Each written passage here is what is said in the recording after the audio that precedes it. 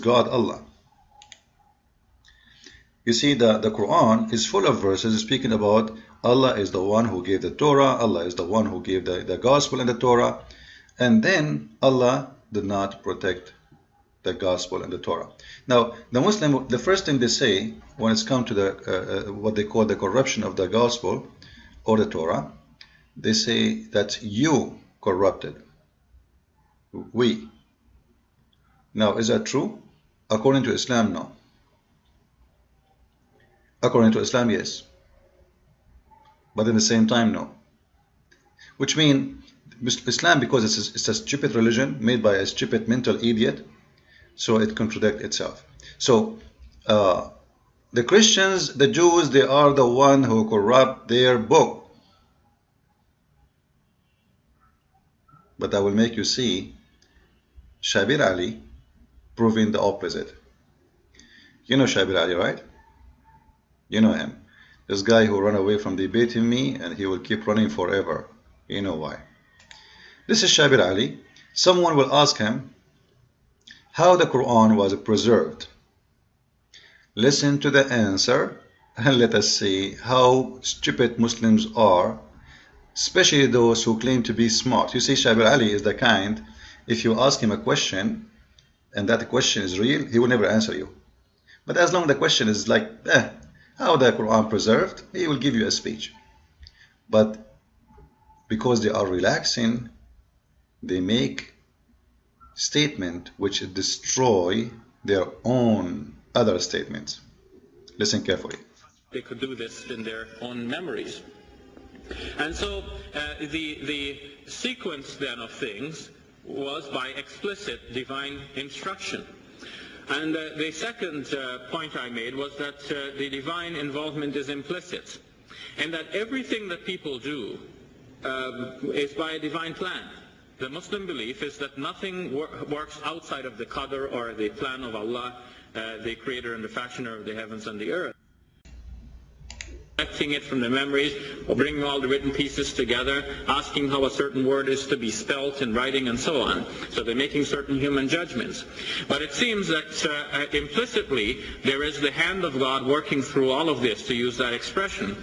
And we have support for this from the Quranic text itself. In Surah 15, verse number 9, it says, "Inna nahnu nazzalna dhikra wa inna lahu lahafizun." We, that is God, we have revealed the reminder, referring here to the Quran, and we are its guardian, or its guardians. God himself is protecting the Quran, whereas in the case of previous scriptures in Surah 5, the previous scriptures are spoken about as that which has been entrusted to the priests and the rabbis. Together, asking how a certain word is to be spelt in writing, and so on. So they're making certain human judgments. But it seems that implicitly there is the hand of God working through all of this, to use that expression. And we have the support for this from the Quranic text itself. In Surah 15, verse number 9, it says, "Inna nahnu nazzalna dhikra wa inna lahu lahafizun." We. Wrong verse. Simply, inna nazzalna dhikra wa inna lahu lahafizun have nothing to do with the Quran. Because how you know this is about the Quran? The word dhikr mentioned in the Quran many places. Not only, it can be anything from the word of God, supposedly. And let us show you the proofs and the reference, just to show you that this guy is a liar. If we go to the Quran, this is chapter 21, verse number 7. Remember, chapter 21, verse number 7. And this is the word zikr, al-dhikr in Arabic. Alright? This is the word he's talking about. It's mentioned in the Quran many times. It's written in the same exact way. So he cannot say, oh, this is a different word. This is the word he's talking about. Inna anzalna al-dhikra wa inna lahu lahafizun. Now he is claiming that the word al-dhikr means the Quran. How you know? If this word is the same mention for the Torah and the Gospel, let us see the interpretation or even the translation for the verse. If we go and see the translation, you will see it says, "And we sent not before you Muhammad, but men whom you revealed. So ask people of the reminder." He's the one who translated the word dhikr as reminder. Remember in the video, I will play it again. which mean the scriptures, the Torah and the Injil. But he just quote for us a verse saying that Allah, He is going to protect al-dhikr. According to him, this is the Quran. How you know? It says, according to your translation, the reminder. And according to your verses here in the Quran, it is the scriptures, which is the Torah and the Injil, not the Quran, because simply the Quran does not exist yet. The Quran is in a process right now to be given. It's not given yet. So when he said that this is about a verse, Allah, He said He preserved only the Quran, this is a joke. Because there's many verses in the Quran prove the opposite. We can show you more proofs. In chapter 21, verse 105, here we go, we find the word al-dhikr again. You see, it's the same word. If you go to the translation for this word al-dhikr, you will see this is not about the Quran. Let us see what it is. Here we go. You can choose any translation you want of your choice. Let us see what al-dhikr is. It is az-zubur.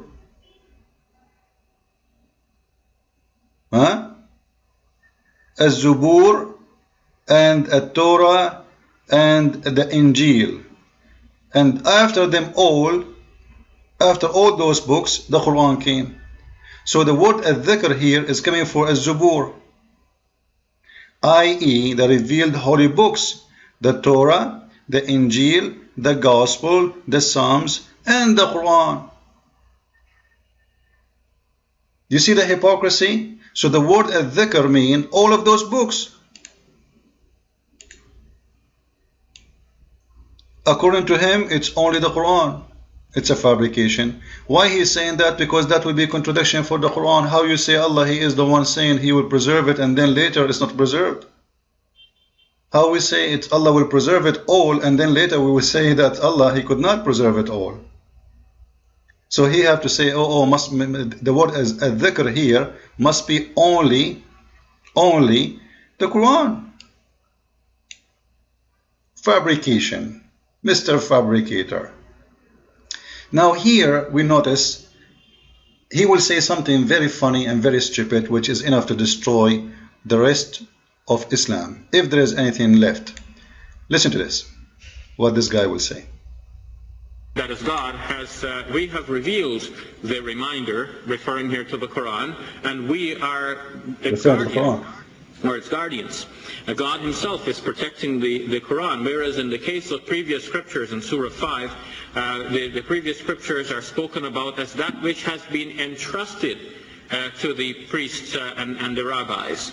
They have been made the ones to preserve it. But whereas the others have been made responsible for preserving the previous texts, God is saying in the Quran that He Himself is responsible for preserving. Oh, so Allah saying, guys, He trusted the rabbi to protect the previous books, but it doesn't work. So I decide to preserve it myself this time.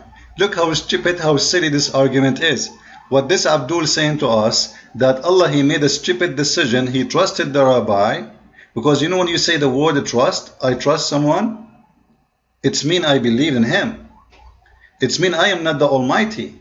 Because if the Almighty is Almighty, He should not trust someone He is corrupt. How we know He's corrupt? Because obviously they are accusing them of corruption of the Bible. They must be corrupt. No decent man will corrupt His holy book unless he is corrupt himself. He must be satanic, not only corrupt, he must be very evil. So Allah, He trusted the rabbi, but the trust was wrong. It was a stupid idea, and I find myself I need to correct it. So today I'm going to tell you I'm not going to do that again, because it was a stupid mistake, and I promise you I will never do it again. I tried it once, I will never try it again. This is the stupid logic of this religion. It's called Islam. Can you find me more stupid than Allah? Because Allah, He is trusting the wrong ones to protect His book. And Allah is the one who is the divine, and He just said to us that no human being can do anything except from the plan of Allah, not against the plan of Allah. So how this work? It's stupid, it's funny, it's dummy. Christ is Lord, Islam is false.